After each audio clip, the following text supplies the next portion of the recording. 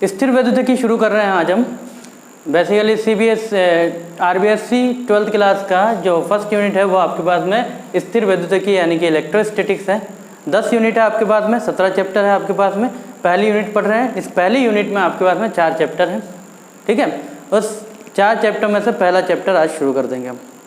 तो स्थिर वैद्युतिकी क्या होता है, जैसा कि नाम से आपको दिख रहा है स्थिर वैद्युतिकी, स्थिर है कोई चीज़, तो क्या है हम इसमें पढ़ेंगे आवेशों के बारे में। तो हम ये कह रहे हैं कि विज्ञान की वह शाखा जिसमें आवेशों की स्थिर अवस्था का अध्ययन किया जाता है और स्थिर आवेशों के मध्य होने वाली अन्य क्रियाओं का अध्ययन किया जाता है, वो आपके पास में क्या है, स्थिर वैद्युतिकी है, ठीक है। स्थिर वैद्युतिकी का उपयोग बेसिकली क्या होता है, फोटोकॉपी मशीन में होता है। फोटोकॉपी मशीन, ठीक है। और जो प्रिंटर्स होते हैं, प्रिंटर में होता है। सिस्मोग्राफ जो होता है वो भूकंप मापी यंत्र होता है, इसमें भी स्थिर वैद्युतिकी का उपयोग होता है। और लास्ट में स्प्रेइंग ऑफ पाउडर्स, जब पेंट करते हैं हम, पेंट में जो स्प्रे छिड़का जाता है उसके जो पार्टिकल्स हैं वो भी इसी कारण से दीवारों पे चिपकते हैं क्योंकि उनमें चार्ज होता है, ठीक है। फोटोकॉपी मशीन पे काले अक्षर इसीलिए लगते हैं क्योंकि उनके पास में चार्ज होता है, कागज पे इसलिए चिपकता है। प्रिंटर भी ऐसे काम करता है। सिस्मोग्राफ जो भूकंप मापी यंत्र है वो भी इसी प्रकार से काम करता है, ठीक है। तो हम शुरू कर रहे हैं अब चैप्टर फर्स्ट। स्थिर वैद्युतिकी में जो फर्स्ट चैप्टर आपके पास में है वो है electric field. Chapter first electric field यानी कि विद्युत क्षेत्र।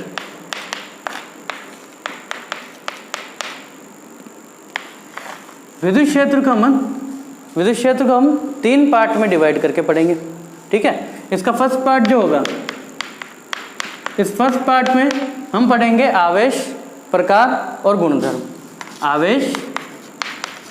आवेशों के प्रकार और इसके गुणधर्म, ठीक है। ये हम इस फर्स्ट पार्ट में पढ़ेंगे। सेकंड पार्ट में हम क्या पढ़ेंगे,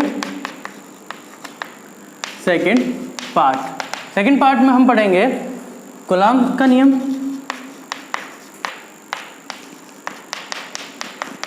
नियम, इसके वेक्टर फॉर्म यानी कि सदिश रूप, अध्यारोपण का सिद्धांत,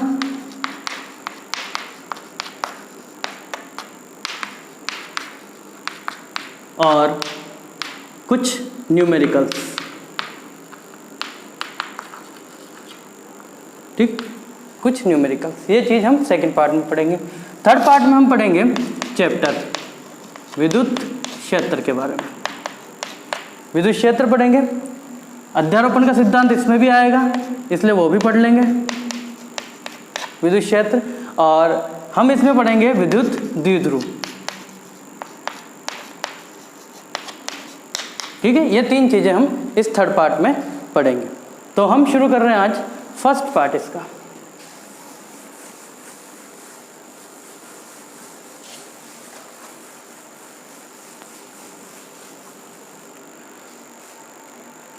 फर्स्ट पार्ट आवेश से शुरू करते हैं। आवेश यानी कि चार्ज। क्या होता है चार्ज? चार्ज गुण है किसी भी पदार्थ या द्रव्य कण, जैसे कि इलेक्ट्रॉन, प्रोटॉन, जिन पे चार्ज है, ठीक है। तो चार्ज जो है, आवेश जो है, द्रव्य कणों या पदार्थों का वह गुण होता है जिसके कारण ये एक दूसरे पर स्थिर विद्युत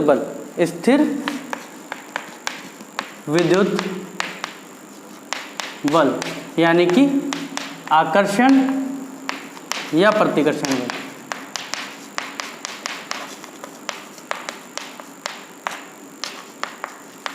उत्पन्न करते हैं।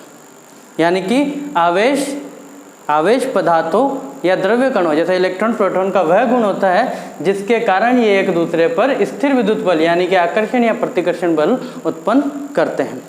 प्रकार, आवेशों के प्रकार कितने हैं? आवेश 2 प्रकार के हैं। कौन कौन से? तो हमारे पास में पहला है धनावेश यानी कि पॉजिटिव चार्ज, दूसरा हमारे पास में ऋण आवेश यानी कि नेगेटिव चार्ज। तो स्थिर विद्युत का मूलभूत नियम ये कहता है कि जो समान प्रकृति के आवेश होते हैं, यानी कि प्लस प्लस या माइनस माइनस, जब इन्हें एक दूसरे के नज़दीक लाया जाता है तो इनके बीच में हमेशा प्रतिकर्षण होगा। ठीक है, और विपरीत प्रकृति के जब एक दूसरे के नज़दीक लाएंगे तो उनके बीच में क्या होगा, आकर्षण होगा। ठीक है, ये मूलभूत नियम है स्थिर विद्युत का, यानी कि समान प्रकृति के आवेशों के मध्य प्रतिकर्षण होता है और विपरीत प्रकृति के आवेशों के मध्य आकर्षण होता है। ठीक है, अब है आपके पास में आवेशन की विधियां।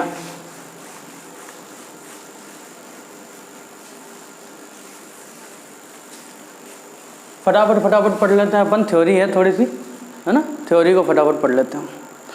तो आवेशन की विधियां हैं,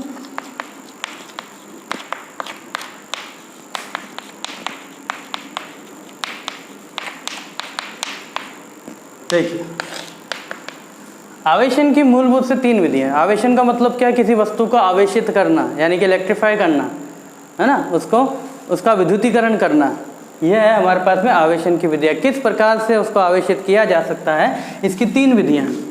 इसमें से पहली हमारे पास में है घर्षण द्वारा आवेशन। देखिए क्या है कि जब किसी वस्तु को रगड़ा जाता है किसी दूसरी वस्तु पर तो वो आवेशित हो जाती है। अनावेशित वस्तु को किसी दूसरी वस्तु पर रगड़ो तो वो क्या होगी, आवेशित हो जाएगी। जैसे सपोज कीजिए कि हमने स्केल प्लास्टिक की उठाई जो कि आवेशित नहीं है, लेकिन उसको जब बालों पर रगड़ा तो उसमें आवेश आ गया। हमें कैसे पता चला, क्योंकि हम जब कागज़ के पास उसको लेके गए तो उसने कागज़ को अट्रैक्ट किया। ठीक है ना, तो हम ये कहेंगे इसको घर्षण द्वारा आवेशन, यानी कि जब 2 वस्तुओं को आपस में रगड़ा जाता है तो उनमें विद्युत का गुण आ जाता है, यानी कि उनमें वो प्रॉपर्टी, वह गुण आ जाता है जिसके कारण वे स्थिर विद्युत बल अप्लाई करने लग जाते हैं। तो इसको कहते हैं हम घर्षण द्वारा आवेशन। ठीक है, सेकंड मेथड हमारे पास में है चालन या संपर्क द्वारा। जैसा कि नाम से स्पष्ट है, चालन या संपर्क यानी कि जब किसी आप अनावेशित चालक को किसी आवेशित चालक के पास लेके आएंगे तो अनावेशित चालक भी आवेशित हो जाएगा। ठीक है, अब इस पर न्यूमेरिकल किस तरीके से है वो देखते हैं। देखो, अनावेशित गोले को आवेशित के पास लेके जा रहे हैं। सपोज कीजिए कि इसके पास में 4 चार्ज है, प्लस भी हो सकते हैं माइनस भी हो सकते हैं। जब इनको हमने किसी चालक तार से जोड़ा तो इनका संपर्क हो गया, चालन हो गया।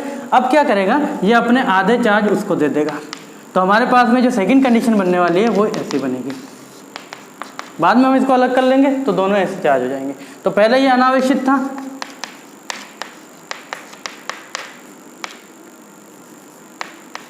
ठीक है, और ये आवेशित था, अब दोनों आवेशित हो गए। अब न्यूमेरिकल क्या है कि क्वेश्चन में बहुत से बार दिया जाएगा कि किसी अनावेशित गोले को आवेशित गोले के पास में रखा, आवेशों का स्थानांतरण कितना हुआ। तो हमेशा याद रखिए कि अगर आपके पास में आवेशित गोले के पास में अगर आवेश Q है तो ये Q/2 पार्ट में दोनों को मिलेगा। ठीक है, अच्छा ये भी ध्यान रखिए कि ये हमेशा कुचालक स्टैंड पे होंगे। ठीक है, अब दूसरी कंडीशन क्या है, दूसरी कंडीशन में हो सकता है कि दोनों ही चार्ज हो, लेकिन एक के पास में ज़्यादा और एक के पास में कम चार्ज हो, है ना, तो दोनों ही चार्ज हैं। एक के पास में Q1 है, एक के पास में Q2 है। उस कंडीशन में जब हमने इसको जोड़ा तो आवेशों का स्थानांतरण हुआ Q1 + Q2/2। ठीक है, दोनों में Q1 + Q2/2 इस तरीके से आवेशों का स्थानांतरण होगा। यह है चालन के द्वारा यानी कि संपर्क विधि द्वारा आवेशन। थर्ड जो आपके पास में है वो प्रेरण द्वारा आवेशन है, उसको पढ़ लेते हैं। थर्ड मेथड प्रेरण द्वारा आवेशन। देखो, प्रेरण का मतलब प्रेरित होना, आवेशों का प्रेरित होना। सपोज कीजिए कि आपके पास में कोई गोला है, चालक गोला, जो कि अनावेशित है। ठीक है, लेकिन इस अनावेशित गोले के पास में अगर मैं कोई चालक छड़ लेके जाता हूँ तो उस कंडीशन में क्या होगा कि चूंकि ये पॉजिटिव है तो इसकी आधी सरफेस जो इधर वाली सरफेस है ना, बाईं ओर की जो सरफेस है उस पर विपरीत प्रकृति के आवेश इकट्ठा हो जाएंगे और दूसरी सरफेस पे उसके विपरीत, यानी कि जो दाहिने पे हो, जो बाईं पे है उसके विपरीत दाहिने पे हो जाएंगे। तो हम क्या करेंगे, इस एक सरफेस को भू संपर्कित कर देंगे, अर्थिंग, ठीक है। भू संपर्कित कर देंगे तो इसके पॉजिटिव सारे कहाँ चले जाएंगे, जमीन के भीतर। तो अब ये क्या बचेगा, केवल नेगेटिव चार्ज, इस तरीके से। अच्छा, क्या हम किसी अनावेशित चालक को धनावेशित भी कर सकते हैं? तो बिल्कुल कर सकते हैं। यहाँ पर आप पॉजिटिव की जगह नेगेटिव छड़ लेके चले जाइए। जब नेगेटिव होगा तो यहाँ पे पॉजिटिव आ जाएंगे, यहाँ नेगेटिव हो जाएंगे, वापस अर्थिंग कर देंगे तो ये सारा का सारा नेगेटिव जमीन के भीतर बचा के आपके पास में सारा पॉजिटिव बचेगा, ठीक है। इसे कहते हैं हम प्रेरण द्वारा आवेशन। अब आवेशन से संबंधित कुछ महत्वपूर्ण बिंदु, उनको देखते हैं।